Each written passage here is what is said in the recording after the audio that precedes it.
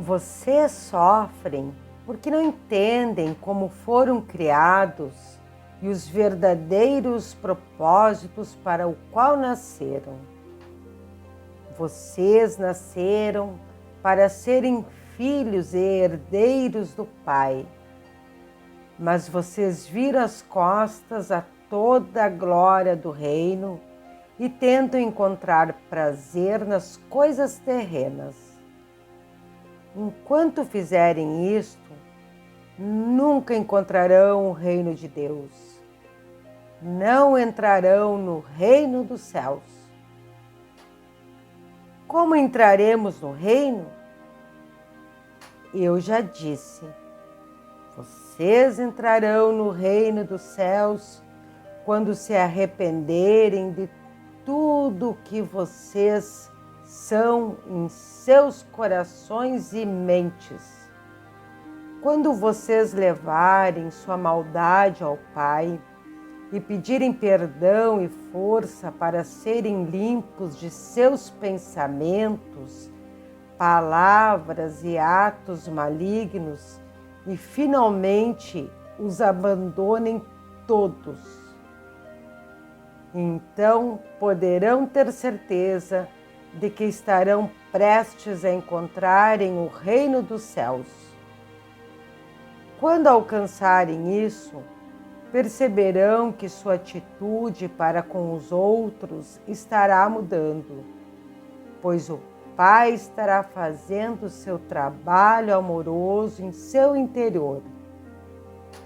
Vocês estarão livres das correntes e amarras dos desejos e atos malignos que antes o aprisionavam e os faziam cativos no mundo.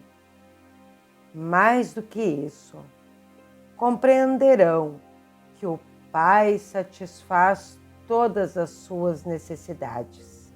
Uma mulher exclamou: Mestre, tenho uma necessidade agora mesmo. Tenho fome. As pessoas riram, mas então várias vozes uniram-se à sua, dizendo: Estamos com você há muitas horas. Nos fez andar e andar antes de consentir em nos ensinar. Nós demonstramos que somos boas ovelhas.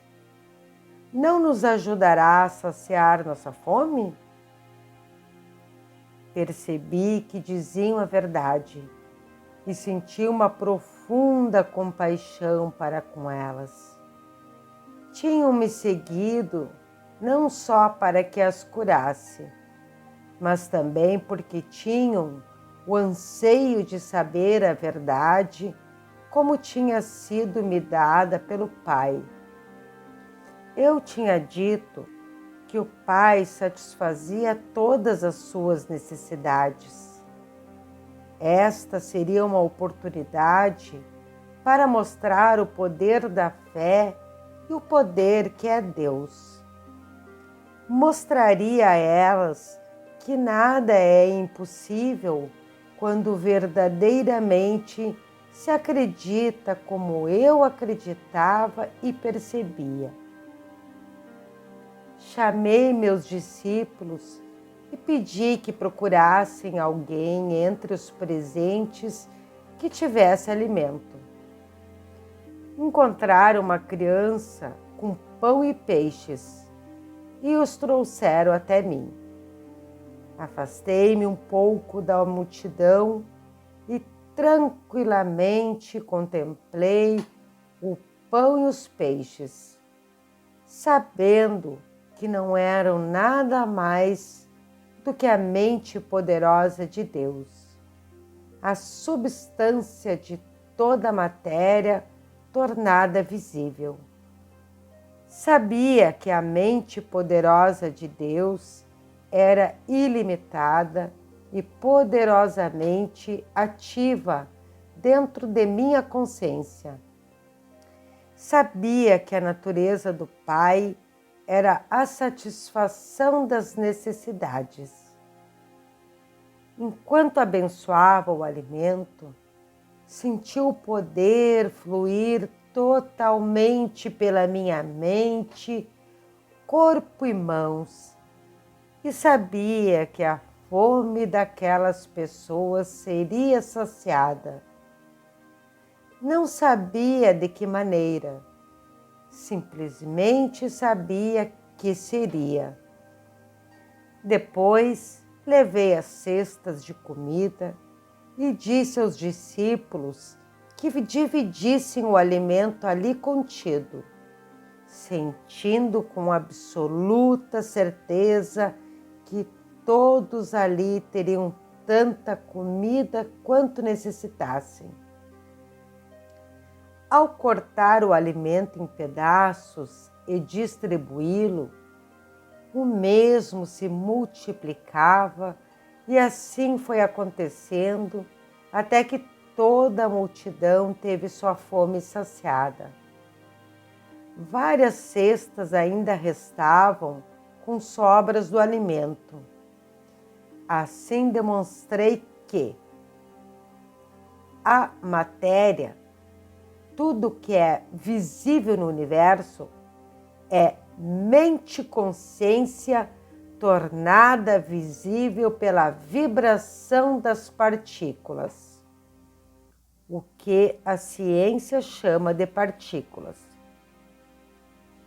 Mudanças na vibração das partículas e, portanto, mudanças na matéria acontecem como consequência das imagens movimento poderosamente dirigidas, disciplinadas, focadas pela energia da mente-consciência. Quando, com uma consciência amorosa, se age puramente para fazer o bem aos outros, os únicos limites ao trabalho amoroso do Pai no mundo são os limites que a mente do homem coloca nesse trabalho. Tais mudanças na matéria só podem ocorrer quando a consciência do homem está em perfeita harmonia e unida ao Pai Consciência Universal. Ainda que assombrados por receberem o alimento desta maneira, as pessoas e meus discípulos não compreenderam como tal coisa tinha se realizado. Apenas puderam concluir que era o maior milagre que tinham visto. Isto também confirmou para eles a crença de que eu era o Filho de Deus. Numa outra ocasião, eu estava sentado debaixo de uma árvore nos arredores de Betesda, rodeado por aqueles que tinham trazido seus doentes para que fossem curados. Como sempre, maravilharam-se ao vê-los recobrarem a vida e a saúde e perguntavam-se como tais milagres podiam ser feitos. Outra vez tentei fazer com que compreendesse o poder da fé. Nos evangelhos está escrito que eu disse que se um homem possuísse a fé do tamanho de um grão de mostarda, poderia mover montanhas. Esta afirmação é uma interpretação errônea do que verdadeiramente eu disse e revela o pouco que meus discípulos e os evangelistas compreendiam dos meus ensinamentos quando nós estivemos na Terra. Se alguém tivesse a fé do tamanho de um grão de mostarda, o que significa isso? Como se pode medir a fé de tal maneira? Fé é fé. é um poder de total convicção que toma conta da mente e não pode ser submetida a um tamanho.